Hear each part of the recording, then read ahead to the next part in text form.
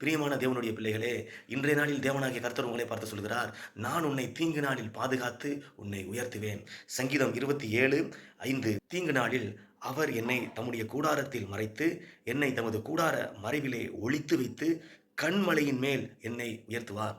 பிரியமானவர்களே, ஒரு தீங்கு நாளிலே தீமையை அனுபவித்துக் கொண்டிருக்கிற காலத்திலே நீங்கள் இருக்கலாம். கர்த்தர் சொல்கிறார், நான் உன்னை என்னுடைய கூடார மறைவிலே ஒளித்து வைத்து உன்னை பாதுகாக்கப் போகின்றேன், உன்னை பராமரிக்கப் போகின்றேன்.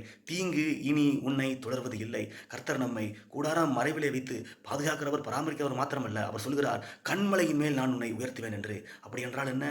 சங்கீதம் 61 வசனத்திலே ஒரு பகுதி சொல்கிறது, எனக்கு எட்டாத உயரமான கன்மலையில் என்னை கொண்டு போய்விடும். இது உங்களுடைய ஜெபமாக மாறட்டும். கர்த்தர் உங்களை தீங்கு நாளிலே மறைத்து பாதுகாக்கிற தேவன் மாத்திரமல்ல, அவர் உங்களை உயரமான, உங்களுக்கு எட்டாத, நீங்கள் கிரகிக்கக்கூடாத, நீங்கள் ஆராய்ந்து முடியாத பெரிய இடத்துல, ஒரு பெரிய ஸ்தானத்துல உங்களை வைத்து உயர்த்தப் போகின்றார். விசுவாசத்தோடும் ஜெபத்தோடும் காத்திருங்கள். நன்மையானவைகள் நிச்சயம் நடக்கும். ஆமென்.